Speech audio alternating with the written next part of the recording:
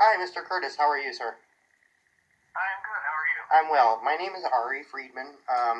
I live in Cleveland, Ohio. I spoke with Cliff Arnebeck a few weeks back, and I had seen your testimony floating around on YouTube like a few years ago, 4 years ago.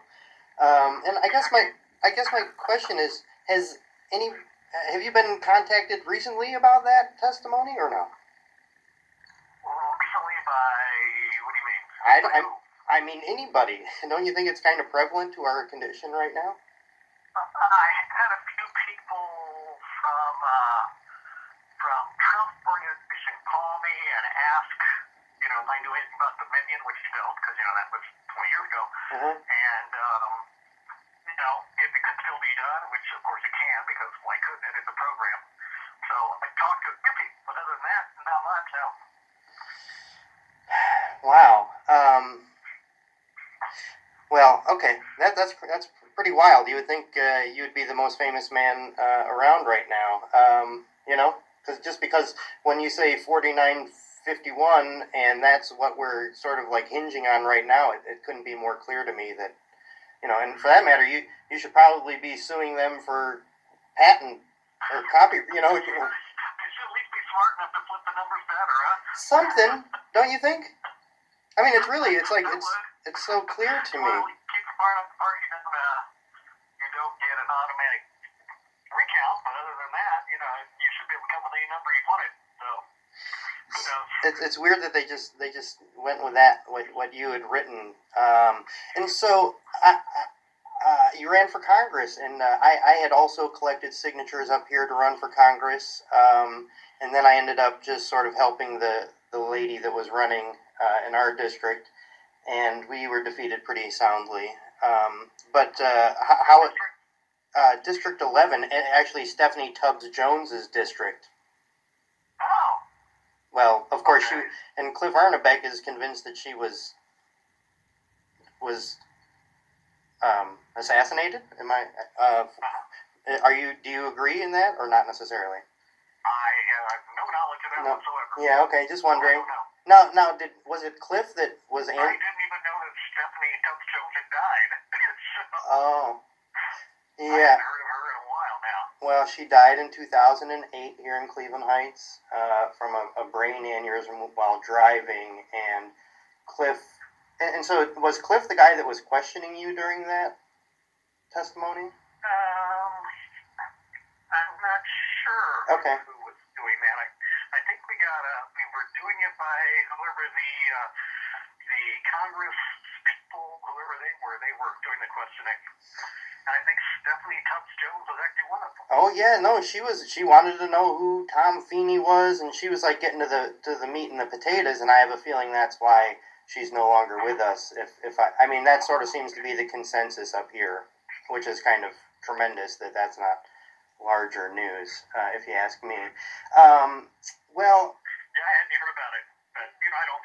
Yeah. Follow things like that. No, close. I don't know why you would. I mean, nobody really up here even cares, to be honest with you, unfortunately. There you go. Well. Yeah, very strange, isn't it, that we kind of sold out our election system and we just don't seem to care.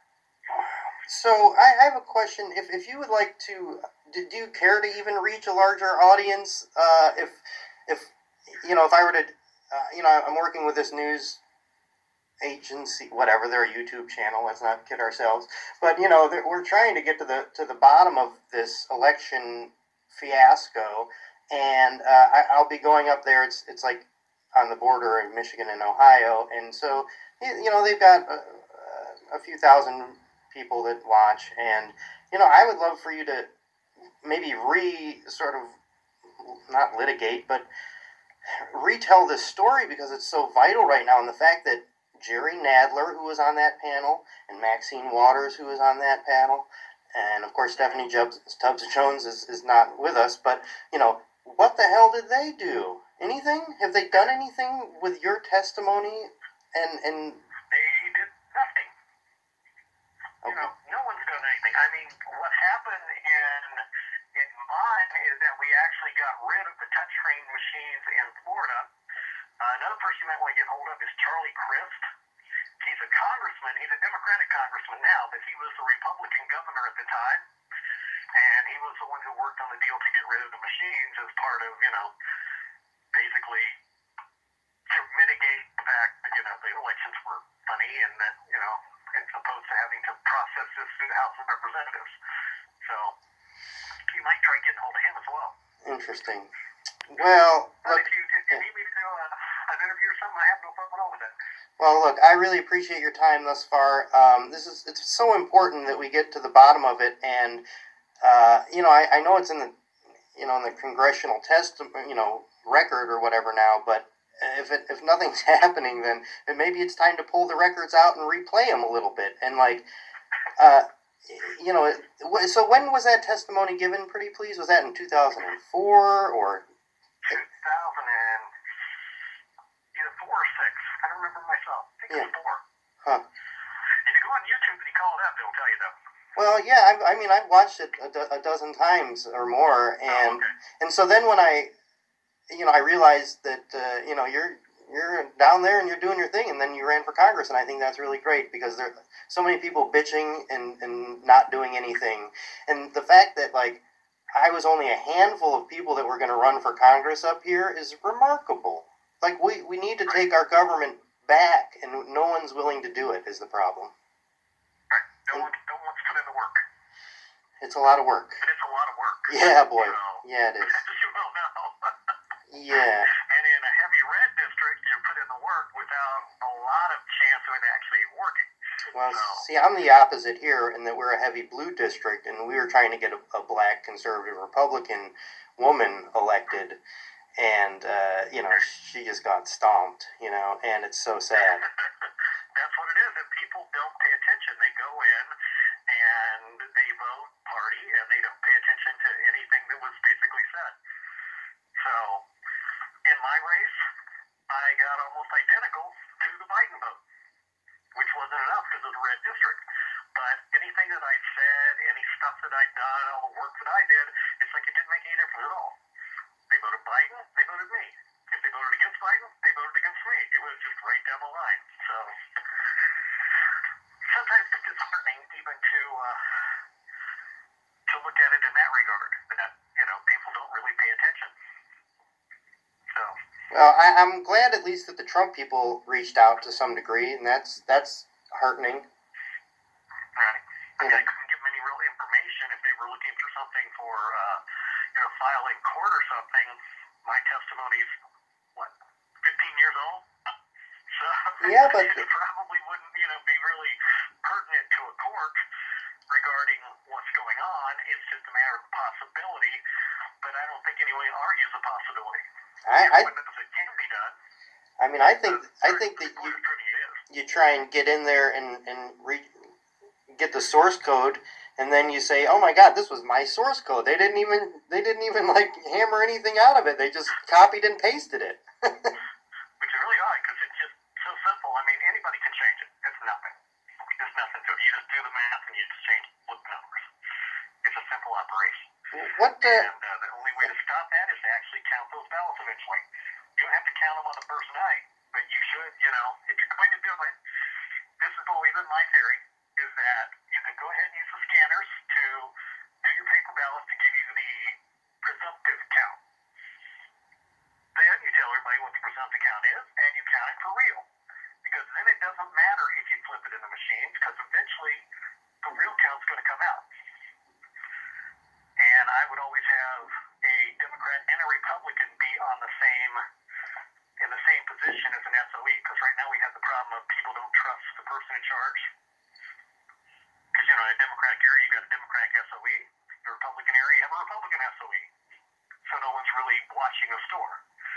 If you had a split person where you had a Democrat and a Republican in charge of that all at the same time, then everything that happened there would be seen by both, and it would be self-regulating. Well, that's interesting because I was talking to the Board of Elections in Cuyahoga County here, and I guess it was probably in 2016, and they're going, well, a Republican and a Democrat take the ballots to this place, and I'm like, well, what if I'm an independent? What if I trust neither of those parties, right? Actually, there is no such thing as an independent. Well, okay. Which is why the numbers always come out the same. Because if you have let's say you have a district where 60% of the people that say they're in a party are Republican and 40% say they're a Democrat. When the election results are done, it always comes out 60-40. It's like the NPAs, the independents, all the other parties just blend right in and got absorbed. And there doesn't seem to be a nickel's worth of difference. They don't really make any difference at all. Which is odd because they could, but they tend not to. They tend to either, if you go polling in a Republican precinct, you will find that the breakdown of the people who live there are going to match whichever party dominates that precinct. Which is strange, but it works out every time. So you won't find a lot of NPAs leaning Democratic living in a Republican precinct. You'll find just the opposite. Strange, huh? I'm gonna have to absorb that, and yeah, because it's a lot. That's the theory. We made the calls and we tested the theory, and it actually doesn't come out exact.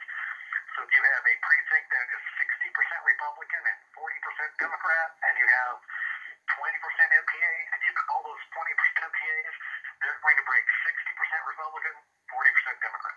I see. Almost down the line. Huh. That's fascinating.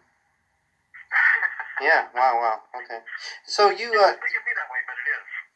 you worked at NASA too, huh? Mm-hmm. And what did you do there? Or are you not allowed to say? Programmer. Programmer. Interesting. Fascinating. Are you a traveling man? I have been as a programmer, as an attorney, not so much. Oh yeah. No, I guess that's a. Are you a Freemason? That's a thing that you ask. If you're a Freemason, you would say, "Are you a traveling man?" And they would say, "Oh, really? I've never heard that." I am. I'm in. Freemason. Yeah. It's interesting that.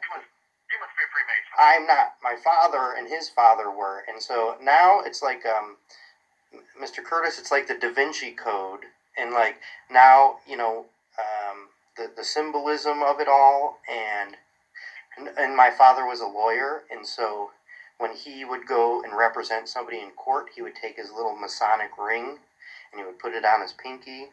And so if the judge is a Mason, see, this is something lawyers need to know about, if you ask me, because this is where the two kind tier. of that wink thing, huh? Oh yes, it is, and it's very. Like, shoot me a break. I'm part of your club. It's so important. It really is. So be on the lookout for the square and compass necktie holder or rings, and because if that judge is a Mason, you're going to get the preferential treatment, and it's so important. This is the two-tier justice system, and I might not make it for revealing it, although I didn't take the oath, so they can't slice my throat, supposedly, but, that's the real deal, and it's very important, and it's crazy, but, yeah, so... Well, Mr. Curtis, I appreciate your time. Thank you. Again, my name is Ari Friedman, and, I'm just trying to get to the bottom of it, and I want to talk to the people that wrote the software, and I want to talk to the lawyers, and I want to, make my friends realize that I'm not crazy and that there were real shenanigans going on in this election, Yeah, the hard thing is to prove it. Almost impossible. There's so many barriers set up. And one of the things I told the people who, did call me for the Trump is that we had the same issue last time when he won, and he didn't say anything. So the problem is the winners don't complain, only the losers. Because why would the winner complain? It obviously worked because they won, right? So they don't care. They don't look to fix it. Until we find someone who actually wants to fix the problem that doesn't necessarily have the self-interest in doing so, that's when it will actually happen. As long as it's just the winners say nothing and the losers complain, you're never going to get anywhere. Well, so... Because people who win are the ones that need to fix it. Right. Well, so it seems like... I mean, I'm kind of confident that Trump won this election, and with all the chicanery and whatnot, he is going to...